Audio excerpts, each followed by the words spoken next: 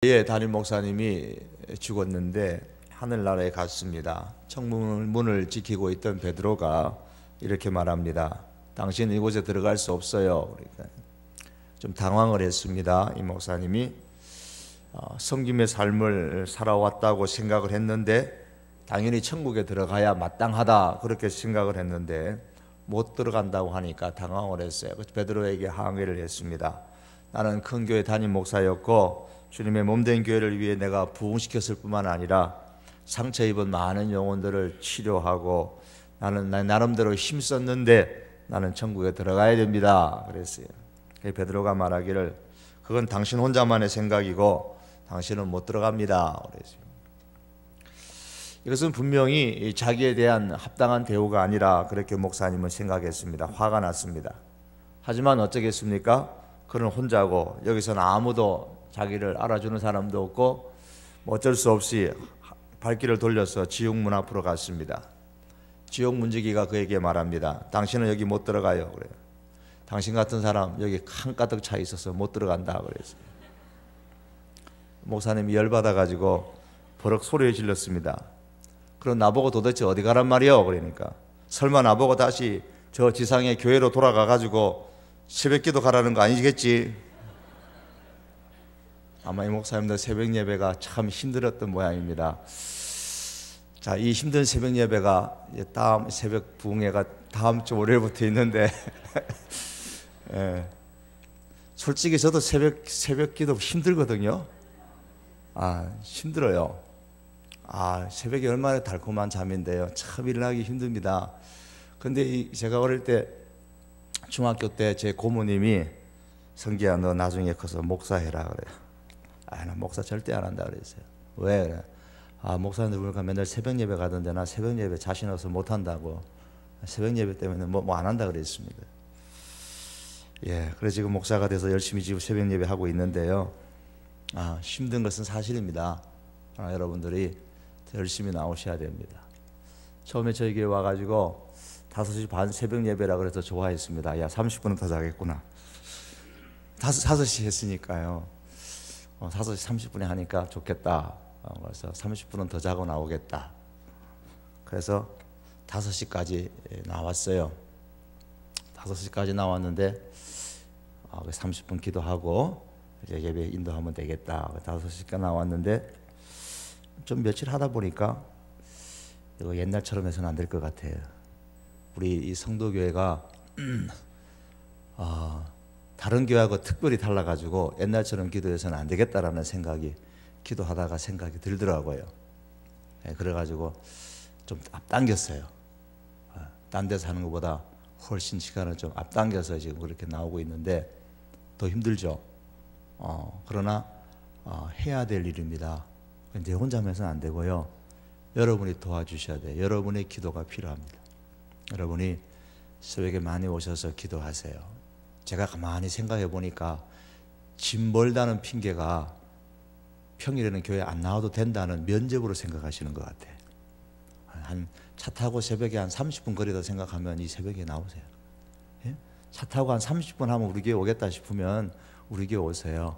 전에 지역교회 있을 때도 차 타고 30분 정도 거리는데 오시는 분들 계셨거든요. 다는 아니지만 그거 생각해 보면 우리 교회가 비록 아무리 중앙에서도 차 타고 30분 거리에 올 수 있으면은 그런 대로 깨우실 것 같아요.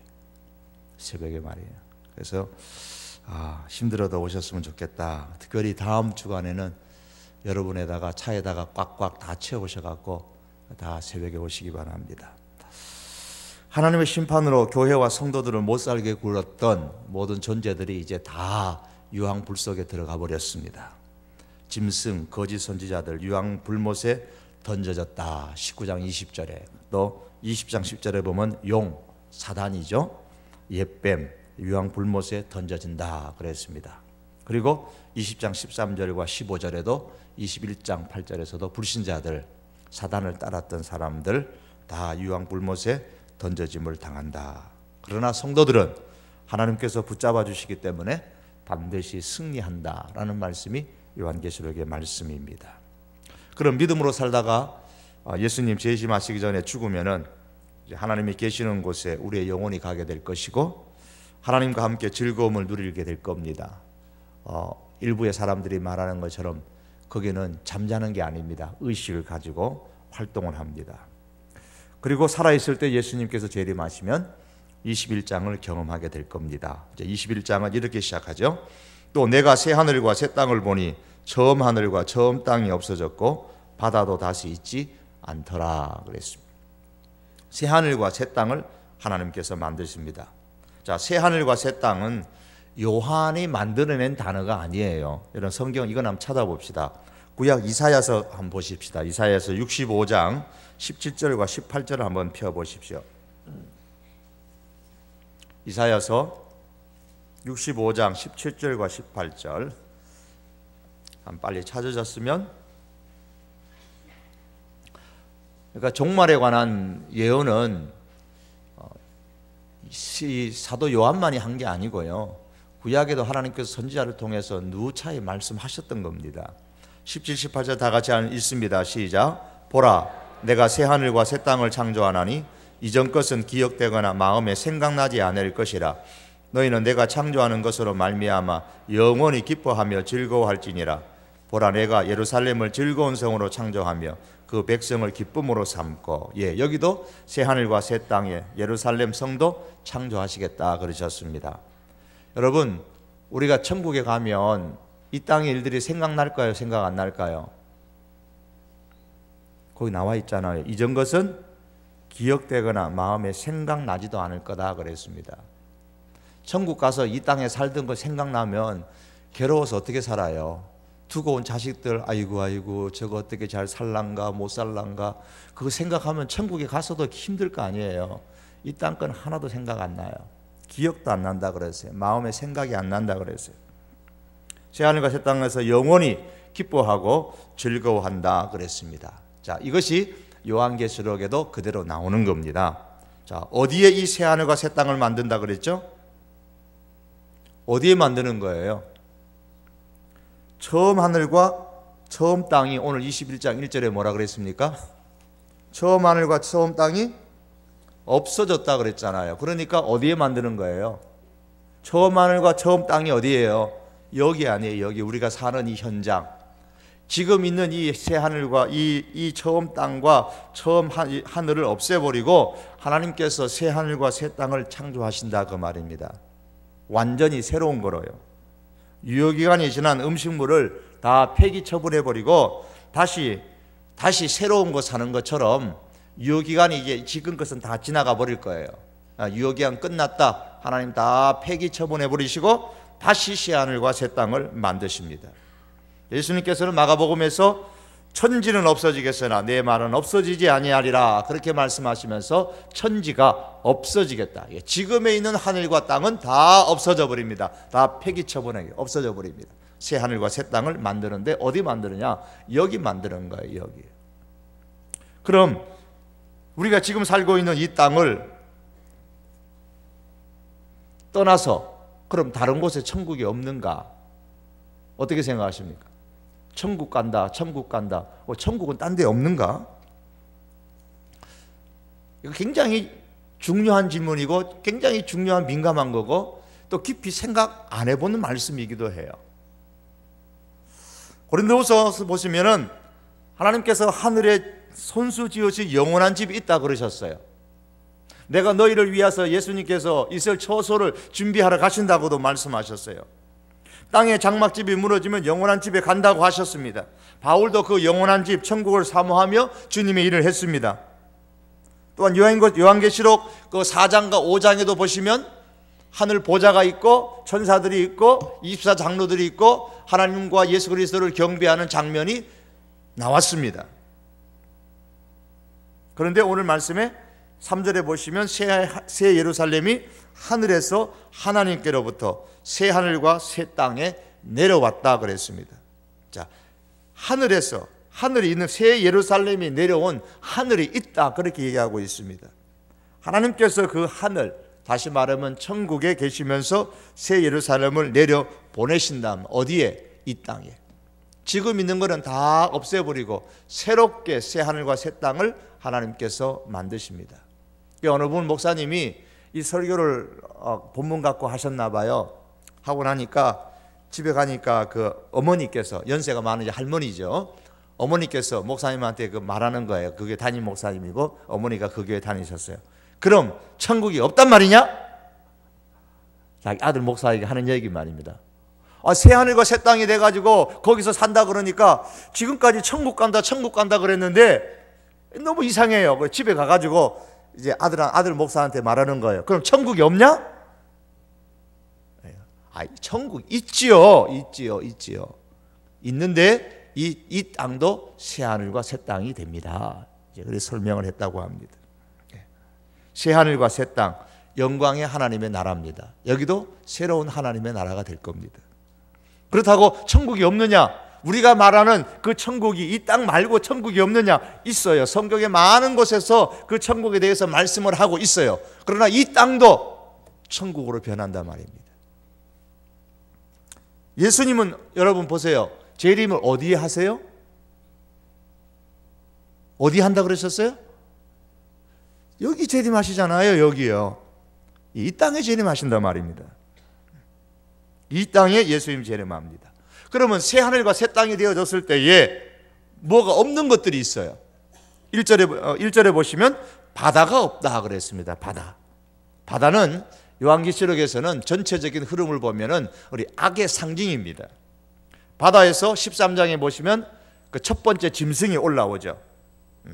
첫 번째 짐승이 올라옵니다.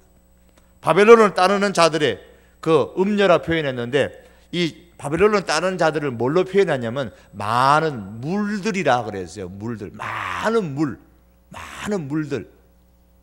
17장 1절에서 5절, 15절에 보시면, 그런데 많은 물 위에 앉은 큰 음녀라 17장 1절에 그렇게 말했습니다. 많은 물 위에 앉아 있어요.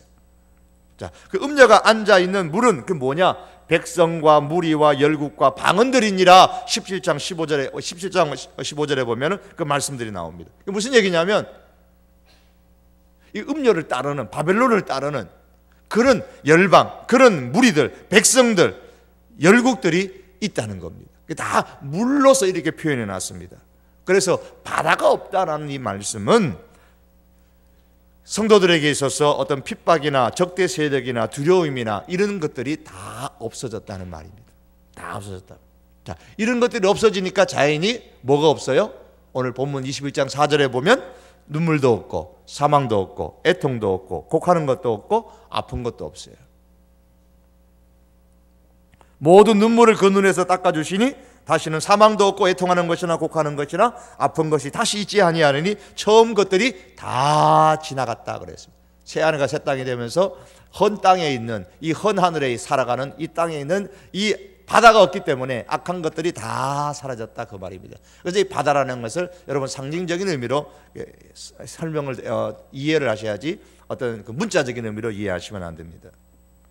그러나 그 반대로 사단은 어떻습니까? 유황불못에 들어가서 고통을 겪으리라 그렇게 말씀을 하고 있습니다. 또 새 예루살렘에는 이 새하늘과 새 땅, 여기에는 그럼 뭐가 없느냐? 성전이 없어요. 성전. 21장 22절에 보면 왜 성전이 없어요? 하나님이 곧 전능하신 이와 및 어린 양이 그 성전이라 그랬어요. 하나님과 예수님이 성전이기 때문에 더 이상 뭐 지성소, 뭐 성소 이런 게 필요가 없습니다.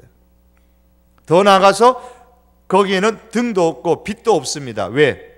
하나님의 영광이 비치고 어린 양이 등불이 되기 때문이다. 23절의 말씀에 그렇게 나오고 있습니다. 자, 이 세상은 본질적으로 다 바뀝니다. 완전히 새 창조입니다. 새 하늘과 새 땅입니다. 그래서 5절의 말씀 보면, 21장 5절에 보면 보라 만물을 내가 새롭게 하노라. 내가 만물을 새롭게 하신다 그렇게 말씀하셨어요. 자, 그러면 이 새 하늘과 새 땅에 누가 삽니까? 7절에 보십시오. 이기는 자는 이것들을 상속을 받으리라. 나는 그의 하나님이 되고 그는 내 아들이 되리라 그랬습니다. 이기는 자가 상속을 받아요. 상속이란 개념 때문에 제가 전에 말씀드린 것처럼 나는 그의 하나님이 되고 그는 내 딸이 되리라 그렇게 말 안 하고 내 아들이 되리라 그렇게 말한다 그랬죠. 왜? 아들은 곧 상속을 받는 사람, 딸은 그 시대는 상속을 못 받는 사람으로 여겼기 때문에 내 하나님의 아들이라 그렇게 말하는 겁니다. 상속받는 자이기 때문에. 이기는 자가 이것을 새하늘과 새 땅을 상속받게 된다. 거기에 산다 그 말씀입니다. 자, 그럼 이긴다는 게 뭡니까? 세상의 가치관들과 타협하는 거예요. 거기서부터 이기는 거예요. 앞에서 보셨더니 바벨론과 거기에 빌붙어 가지고 거기서 자치와 영화와 거기서 뭔가 좀 잘 살아보려고 애쓰는 그것들, 우리 자신의 힘에 의존하는 것들을 이기는 것입니다. 믿음 지키려다가 박해당하는 것, 이런 것들이, 그 박해를 감당해 나가는 것, 이런 것들이 다 이기는 것입니다. 자, 하나님은 이기는 자의 하나님이 되실 것이고 이기는 자는 하나님의 아들이 될 것이다. 다시 말하면 상속자가 될 것이다 라고 8절이 말씀합니다. 그러나 반대로 이기지 못한 사람은 어떻게 됩니까? 불과 유황으로 타는 못에 던져질 것이다. 7절과는 완전히 반대되는 8절의 말씀이 나옵니다. 그러나 두려워하는 자들과 믿지 아니하는 자들과 흉악한 자들과 살인자들과 음행하는 자들과 점술가들과 우상숭배자들과 거짓말하는 모든 자들은 불과 유황으로 타는 못에 던져지리니 이것이 둘째 사망이나. 첫째 사망은 우리 육체가 죽는 것이고, 둘째 사망은 이 유황불못에 들어가는 겁니다. 자, 두려워하는 자들은 뭡니까? 하나님을 경외하기보다는 박해를 두려워해서 변절하는 자들을 말합니다. 믿지 아니하는 자들은 시험만 받는 중에서 믿음을 지키지 못하는 자들입니다. 흉악한 자들은 하나님께서 가증히 여기는 것들을 행하는 사람들입니다. 예를 들면 성적인 부도덕이나 어떤 그 우상숭배나 이런 것들입니다. 살인자들, 여기서 살인자들이라는 것은 하나님의 성도들을 핍박하고 죽이는 사람들을 말하죠. 그와 관련된 사람을 밀고 하고 그런 사람들입니다. 음행, 영적 음행이나 육체적 부도덕이고, 점술가들, 믿음을 유혹하는 사람들이고요. 우상숭배자들은 그 말 그대로고요. 거짓말하는 자들, 다시 말해서 거짓 선지자들을 말합니다. 거짓으로 불신앙적인 것들을 믿거나 그게 진리인 것처럼 유혹하고 따르도록 하는 사람들, 요즘 말하면 이단에 들어가 가지고 우리 성도들을 이렇게 유혹하고 하는 자들, 다 거짓말하는 자들에 속하는 겁니다. 그러면 성도는, 이런 자들은 다 불과 유황이 타는 그 못에 들어갈 것인데 둘째 사망을 경험하게 된다. 둘째 사망이라는 것은 죽는 게 아니고 이 유황 못에 들어가는 것 자체가 둘째 사망이라는 겁니다. 그러므로 성도는 이겨야 됩니다. 어쨌든 이겨야 됩니다. 예수님께서 소아시아의 일곱 교회에 임하셔가지고 말씀하셨던 공통적인 특징이 있죠. 그게 뭐냐면 이기는 자는 그랬습니다. 이기는 자, 이기는 자에 대한 약속을 주셨습니다. 예수님께서 교회에 하셨던 그 말씀 그대로 다시 한 말씀드리면, 우리 성도교회, 우리 모든 교인들은 이기는 자가 되어야 됩니다. 이기는 자가 될 수 있기를 바랍니다. 우리는 지금 진정으로 예수님의 가치를 따를 것인가, 아니면 세상의 가치를 따를 것인가, 이기는 자가 될 것인가, 지는 자가 될 것인가, 우리는 거기에 대한 분명한 결단이 필요합니다. 이기는 자가 되는 것은 천국 가서 되는 게 아닙니다. 지금 이 땅에서 살아가는 동안에 우리가 실천해야 될 중요한 목표입니다.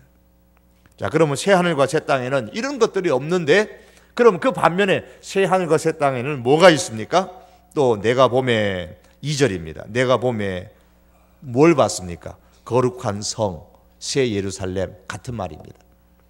거룩한 성, 새 예루살렘이 하나님께로부터 하늘에서 내려왔다. 그러니까 하나님은 어디 계세요? 하나님은 하늘에 계시고 그 하늘에 계신 하나님께서 거룩한 성 새 예루살렘을 땅으로, 새롭게 변화된 이 땅으로 내려 보내시는 겁니다. 그래서 제가 성경에 안 나오기 때문에 뭐라고 말씀드릴 수는 없습니다만은 그때 가가지고 틀릴 수는 있겠죠. 그러나 제 생각에는 그래요. 우리가 말하는 그 천국과 이 새하늘과 새 땅은 우리가 같이 오르락내리락 할 수 있는 곳이 아니겠느냐, 저는 그렇게 생각합니다. 개인적으로는 그렇게 생각해요. 맞는지 틀린지는 성경에 안 나오니까 모르겠습니다만은 제가 계시록을 보면서 그렇게 느꼈던 겁니다. 하나님께 가보면 나중에 알겠죠. 왜냐하면 하나님께로부터 하늘에서 지금 새 예루살렘 거룩한 성이 내려오는데 또 하나님이 또 우리와 함께 하신다고도 말씀하셨거든요. 자, 하늘에서 거룩한 성 새 예루살렘이 일단 내려옵니다.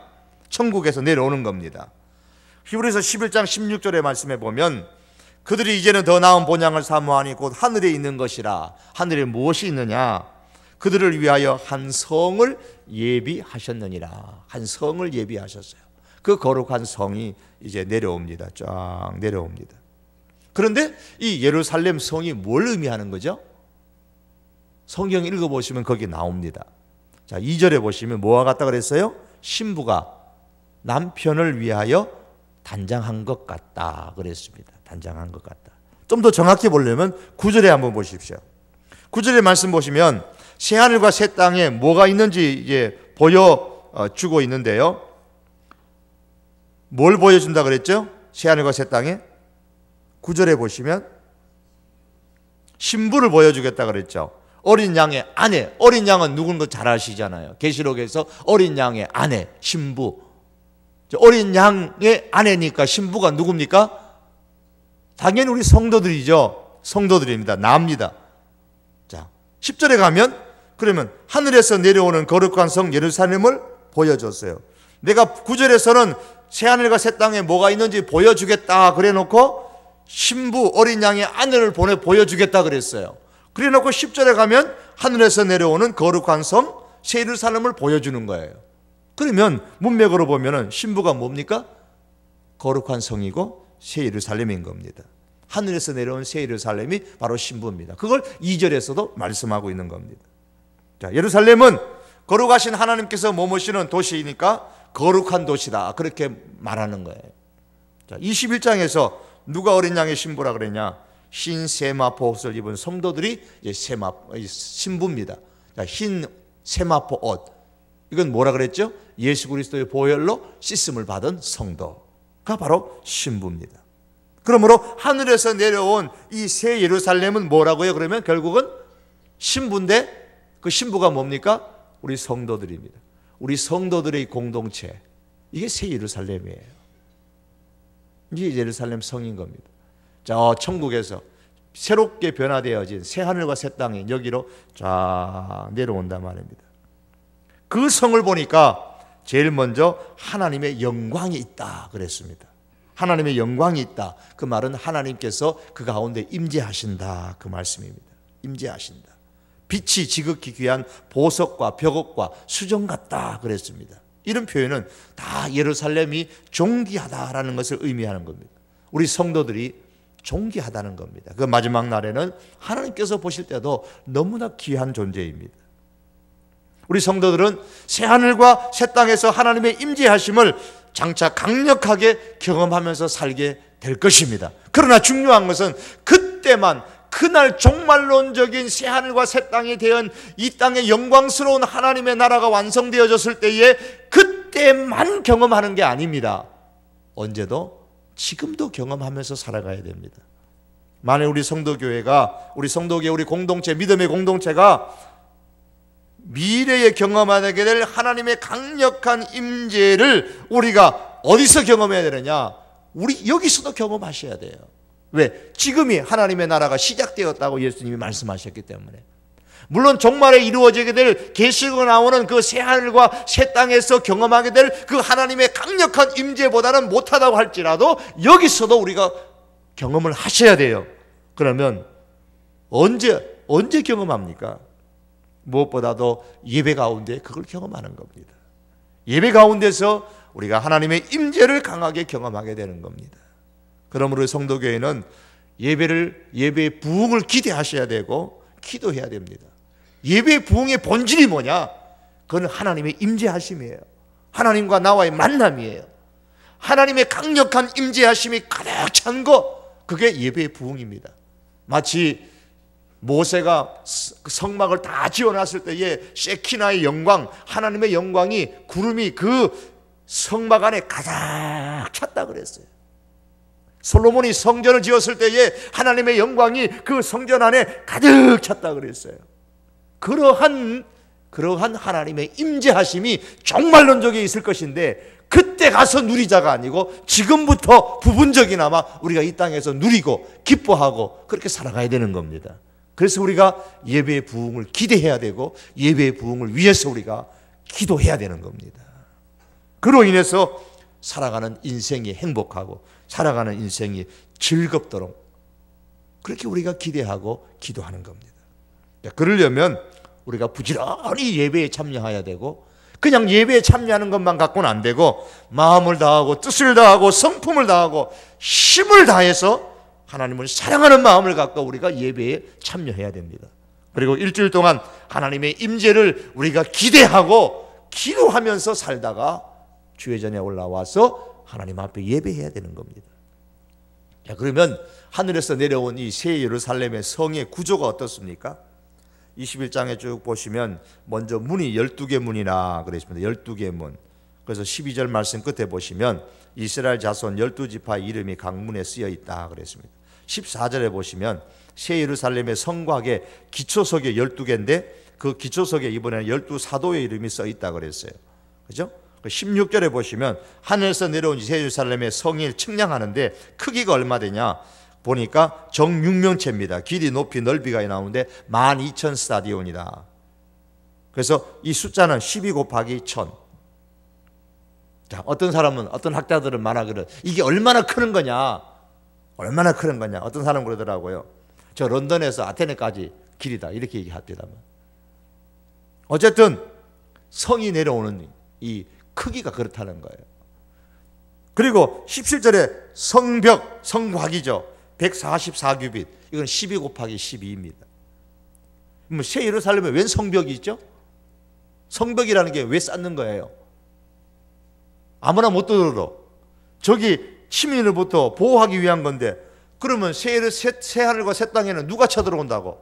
사단도 불못에 들어가 버리고 그 따르는 짐승들도, 거짓 선지자들도, 불신자들도 다 그러면 유황불에 다 들어가 버렸는데 누가 쳐들어온다고 성벽을 쌓아요? 누가 쳐들어옵니까? 예루살렘 성벽은 누가 들어오지 못하도록 막기 위한 성벽이 아닙니다. 뭘로 알 수 있느냐? 21장 25절에 보시면 성문이 항상 열려 있다 그랬어요. 항상 낮에 성문이 열려 있는데 밤이 없다 그랬으니까 항상 낮이요. 그러면 낮에 성문이 열려 있으니까 하루 종일 열고 1년 12달 항상 열려 있는 겁니다. 성벽이 없다면 성문도 없을 것이고, 성문이 없다면 새 예루살렘 성을 사람들이 이해하도록 설명하기가 어려우니까 성문도 설명하고 성벽도 지금 설명하고 예루살렘 성을 지금 염두에 두고 설명을 하는 거예요. 그래야 이해가 쉽기 때문에 이렇게 성벽이다, 성문이다 이렇게 표현하는 겁니다. 중요한 것은 성벽이냐 성문이 왜 있느냐 성벽이 왜 있느냐 그런 게 아니고 거기에 나오는 숫자입니다. 숫자. 공통되는 숫자 12문, 12기초서, 그 다음에 12 곱하기 1000 해가지고 12,000 스타디온, 성의 크기, 그 다음에 성벽의 높이 144, 12 곱하기 12. 이 숫자가 중요한데 공통되는 숫자가 12라는 숫자입니다. 바로 신구약에서 나오는 하나님의 백성의 숫자입니다. 여기서도 앞에서는 지금 신부다라는 말로 예루살렘이 하나님의 백성이다, 성도다, 그걸 나타냈는데 여기 성의 크기, 성의 구조를 통해 가지고 이 예루살렘이 뭘 의미하는가를 지금 설명하는 거예요. 그 뭐냐? 12다. 그거는 어떤 것인데 그들의 문화 속에서 본다면 그거는 하나님의 백성의 숫자다 그 말입니다.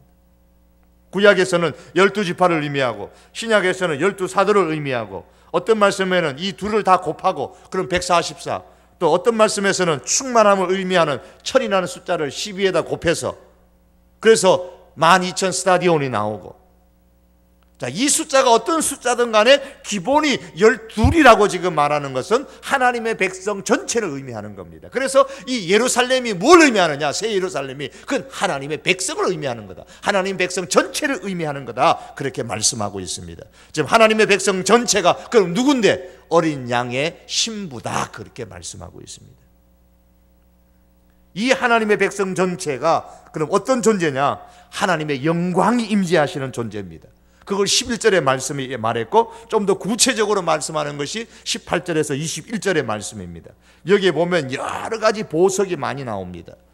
보석, 이게 무슨 보석인가 무슨 보석인가 마치 그 보석 연구하는 사람처럼 그렇게 볼 필요가 없어요. 각 보석을 많이 설명하는 이유는 뭐냐면 그 보석처럼 하나하나의 문 하나하나의 보석의 종류가 다 달라요. 12개 문의 보석이 다 다릅니다.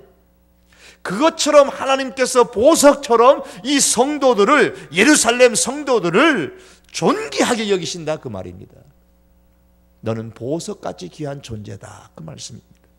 하나님께서 우리를 그렇게 귀하게 여기십니다.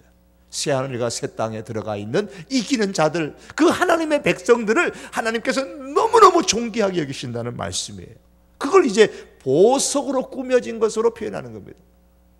와, 그러면은 예루살렘에 들어가면 길바닥이 다 뭐다? 야, 황금길이다. 그래서 뭐 사금처럼 해가지고 막 긁어내가지고 팔아먹자 그런 거 아닙니다.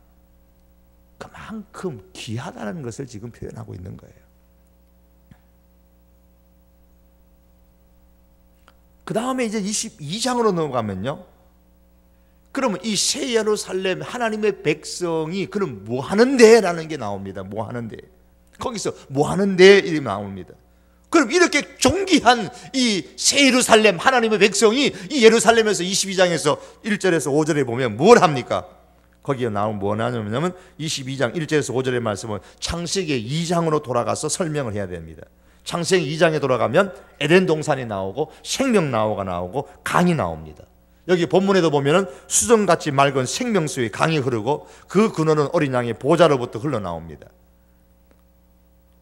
그리고 다시는 저주가 없죠.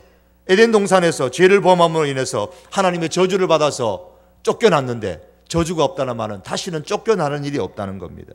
다시는 쫓겨나는 일이 없습니다. 하나님께서 다시 보내주신 에덴 동산과 같은 이 새 예루살렘에는 생명나무가 있기 때문에 다시는 저주가 없습니다. 따라서 새 예루살렘에는 죄도 없고 쫓겨나는 일도 없고 죽음도 없다는 말씀입니다. 그러면 이 새 예루살렘에서 에덴 동산보다 더 나은 이 새 예루살렘에서 성도들이 그럼 뭐 하는데요? 두 가지입니다. 성도들이 이 새 하늘과 새 땅에서 뭘 합니까? 하나는 3절의 말씀에 보면 하반절에 섬깁니다. 그의 종들이 그를 섬기며, 여기서 섬긴다는 이 특별한 단어는 예배한다라는 뜻입니다. 새 하늘과 새 땅에서 성도들이 하나님께 예배합니다. 그 새 하늘과 새 땅에서 성도들이 또 뭐 하느냐? 왕노릇한다. 22장 5절의 말씀 하반절에 보십시오. 그들이 세세토록 왕노릇하리로다. 왕노릇한다. 왕노릇한다는 이 말씀 우리가 이해하려면 창세기 에덴 동산으로 다시 돌아가 봐야 됩니다. 에덴 동산에서 하나님께서 아담과 하와에게 주셨던 복이 뭐냐면 바로 이 섬김과 다스림이에요. 왕노릇하는 겁니다. 창세기 1장 27절에서 28절의 말씀 보시면 하나님이 자기 형상 곧 하나님의 형상대로 사람을 창조하시되 남자와 여자를 창조하셨다 그랬습니다. 하나님의 형상대로 창조하셨다는 것은 하나님을 예배하는 존재로 만들었다는 거예요. 다른 피조물은 그렇게 안 만들었어요. 사람만 그렇게 하나님의 형상대로 만드는 것은 사람이 하나님과 교제할 수 있는, 그래서 사람이 하나님을 예배할 수 있는 존재로 만들었어요. 사자가 코끼리가 토끼가 하나님을 예배하는 게 아닙니다. 사람만이 하나님을 예배할 수 있는 존재가 됩니다. 존귀한 존재를 만들었다는 겁니다. 28절에 보면 하나님이 그들에게 복을 주시는데 어떤 복을 주셨냐? 생육하고 번성하고 땅에 충만하라, 땅을 정복하라, 움직이는 모든 생물을 다스리라. 다스리는 복을 주십니다. 이게 바로 왕노릇하는 복입니다. 하나님은 아담과 하와를 그렇게 만들었습니다. 그것처럼 이제 제사장으로서의 직무, 하나님을 예배하는 직무, 왕의 직무, 다스리는 직무를 아담과 하와에게 에덴 동산에서 최초 죄를 짓기 전에 아담과 하와에게 주셨던 하나님께서는 새하늘과 새 땅에 들어가는 이 성도들 새 예루살렘에게도 바로 그러한 왕노릇하고 하나님을 예배하는 제사장적 사명과 그리고 왕적인 이 사명, 이 특권을 하나님께서 주신다라고 말씀합니다. 그럼 뭘 다스리는데? 그 성경에 안 나와서 몰라요. 뭘 다스리는데? 그 상상을 해보십시오. 그러면 아담과 하와가 죄를 짓기 전에 뭘 다스리는 왕노릇을 했는지를 우리가 생각을 해보셔야 됩니다. 어떤 분들은 천사가 추종된다 그랬으니까 천사를 다스리는 것이냐 여러 가지를 해석을 합니다만 우리가 그것은 우리의 상상으로 맡겨야 될 문제들입니다. 자, 우리는 지금까지 새하늘과 새 땅 그리고 거기에 하늘로부터 내려온 새 예루살렘에 대해서 살펴보았습니다. 그럼 이 새 예루살렘은 뭐냐? 새하늘과 새 땅에 하늘에서 새 예루살렘에 내려오는데 그 새 예루살렘은 누구냐? 하나님의 백성들이다라는 겁니다. 그 하나님의 백성들은 너무나 존귀한 존재라는 거예요. 존귀한 존재라. 그리고 거기서 하나님을 예배하는 존재로서, 그리고 거기서 새하늘과 새 땅에서 왕노릇하는 존재로서 영원히 살게 됩니다. 이사야의 말씀처럼 즐거워하고 기뻐하며 이전의 것, 헌 하늘과 헌 땅에 있었던 모든 것들은 생각도 나지 않고 마음에도 없고 그저 새 하늘과 새 땅에서 즐겁고 기쁨의 삶을 살 것이다 그랬습니다. 그리고 마지막 하이라이트, 그 새 하늘과 새 땅에 누가 오신다 그랬습니까? 22장에 이제 7절, 12절, 20절 보시면 성경을 마무리하면서 내가 속히 오리라 예수님이 말씀합니다. 그 새 하늘과 새 땅에 예수님이 말씀은 내가 속히 오겠다. 내가 속히 오겠다. 예수님께서 반드시 이 땅에 오십니다. 그러면 우리가 어떻게 해야 됩니까? 7절의 말씀처럼 말씀을 지키며 예수님의 오심을 우리가 기다려야 됩니다. 12절의 말씀 보면 그럼 우리가 어떻게 해야 되느냐? 예수님께서 반드시 오시는데 그러면 우리가 무엇을 기대해야 되느냐? 예수님께서 주실 상을 기대하며 예수님의 오심을 우리가 기다리며 살아야 되는 겁니다. 22장 12절에 보십시오. 보라 내가 속히 오리니 내가 줄 상이 내게 있어 각 사람에게 그의 일한 대로 갚아주리라 그랬습니다. 자, 우리는 그 새 하늘과 새 땅을 기대하고 바라면서 살아갑니다. 예수님께서 반드시 오신다고 했기 때문에 예수님의 오심을 우리가 기대하며 살아가야 됩니다. 기대하며 살아갈 때에 뭘 기대할 것이냐? 그 상 주심을 우리가 기대하며 살아가야 되는 겁니다. 계시록 2장 23절 말씀에서도 모든 교회가 나는 사람의 뜻과 마음을 살피시는 자인 줄 알지라 내가 너희 각 사람의 행위대로 갚아주리라 라고 말씀합니다. 바울은 그리스도의 부활에 대해서, 그리스도인의 부활에 대해서 말씀한 이후에 고린도전서 15장 마지막간에 가서 이렇게 말씀합니다.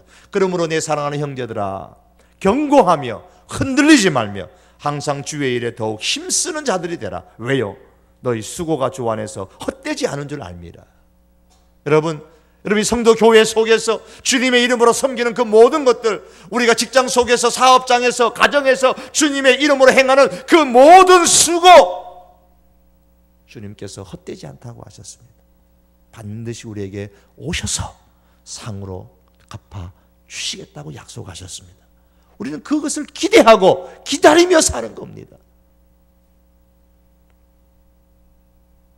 예수님께서 반드시 오시면 마지막으로 그럼 우리가 어떻게 살아야 될 것이냐?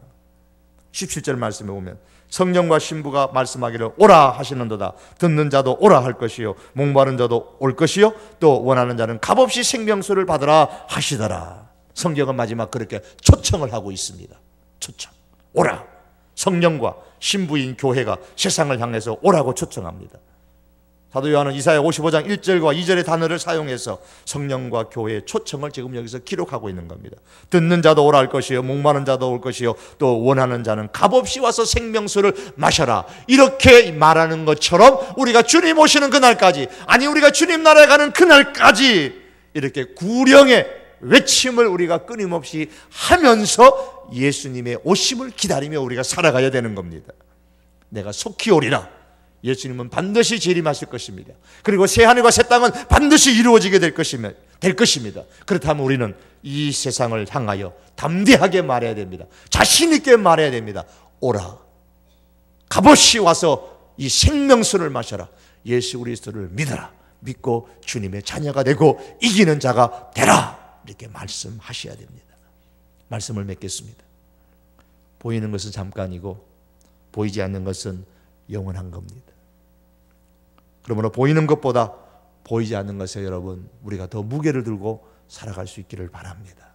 믿음으로 세상을 이기며 살고 새하늘과 새 땅을 소망하며 살고 아멘 주 예수여 오시옵소서라고 이렇게 그 모든 것을 다 보고 난 이 요한이 외쳤던 것처럼 우리도 역시 아멘 주 예수여 오시옵소서, 예수님의 재림을 사모하며 살아갈 수 있기를 주의 이름으로 축복합니다. 우리 한번 기도하십시다.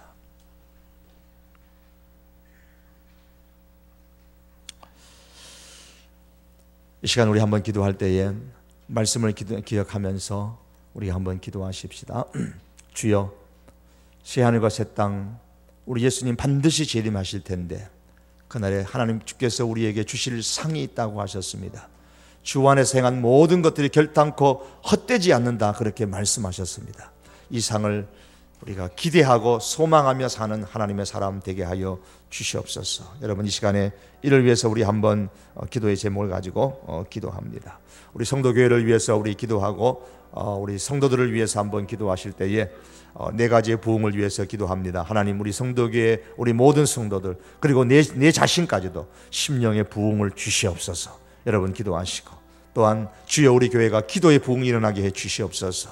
새벽의 기도, 그리고 금요일의 이 기도, 그리고 각자 여러 곳에서 정말 기도의 부흥이 불결같이 일어나게 해 주시옵소서. 위에서 기도해 주시기 바랍니다. 또한 예배의 부흥이 일어나게 하여 주시고, 하나님을 만나는 그런 예배, 하나님의 임재하심이 가득한 예배가 되게 하여 주시옵소서. 그래서 회개와 회심의 역사가 일어나고 예수 그리스도를 구주로 고백하는 그런 믿음의 고백이 일어나고 믿음의 결단이 일어나고 믿음의 진보가 일어나는 그런 예배의 부흥을 하나님 우리 교회에 허락하여 주시옵소서. 그리고 우리 교회의 부흥을 주시옵소서. 날마다 믿는 자의 수가 날마다 더하여지는 그런 교회의 부흥을 허락하여 주시옵소서. 심령의 부흥과 기도의 부흥과 예배의 부흥과 교회의 부흥을 이 교회에 허락하여 주시옵소서. 내 심령에 허락하여 주시옵소서. 우리 다 같이 한번 주여 부르짖고 기도하시겠습니다. 주여! 살아계신 여호와 하나님 아버지여, 주여 이 밤에 저희들 하나님 주의 전에 올라와서 주님 아버지 앞에 간절히 원하옵고 기도합니다. 주여 우리들의 기도를 주님 기억하여 주시옵소서. 살아계신 여호와 하나님 아버지여, 아버지 하나님이 반드시 우리 주님께서 오실 텐데 하나님 아버지, 아멘. 주 예수여 오시옵소서. 주 예수여 오시옵소서. 아버지 하나님, 우리가 이 신앙을 가지고 재림의 주님을 하나님 우리가 앙망하며 살 수 있게 하여 주시기를 원합니다.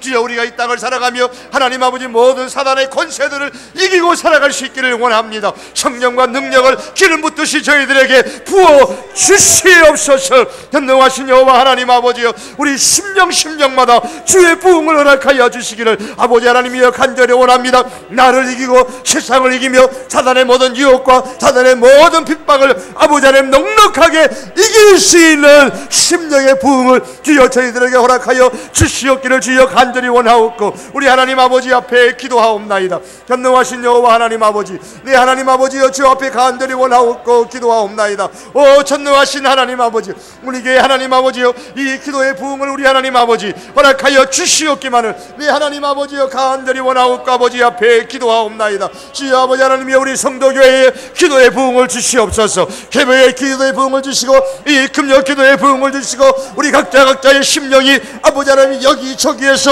하나님 모여서 하나님 아버지 앞에 기도하는 그런 기도의 부흥이 일어나도록 우리 하나님 은혜를 베풀어 주시기를 주여 간절히 원하옵고 기도하옵나이다. 살아계신 여호와 하나님 아버지, 우리 아버지 앞에 원합니다. 우리 교회가 기도하는 가운데 하나님의 능력을 맛보아 알게 하여 주시옵소서. 하나님의 치유하시고 고쳐주시는 귀한 은혜의 역사를 경험하도록 주여 기도의 이 부흥들이 아버지의 우리 성도 교회와 주의 백성들 가운데 일어나도록 우리 하나님 아버지여 축복하여 주시옵기를 간절히 원하옵고 기도하옵나이다. 전능하신 여호와 하나님 아버지여, 우리 교회 가운데 하나님 아버지 예배의 부흥을 허락하여 주시옵소서. 하나님의 임재하심을 경험하는 교회가 되도록 은혜를 베풀어 주시옵기만을 살아계신 우리 하나님 아버지 간절히 원하옵고 기도합니다. 냉랭한 우리의 심령들 하나님 아버지여, 주님을 만남으로 말미암아 회복되게 하여 주시고 뜨거워지게 하여 주시옵기를 원하옵고 기도합니다. 전능하신 아버지 하나님이여, 예배의 부흥이 하나님 우리 교회 가운데 있게 하시옵소서.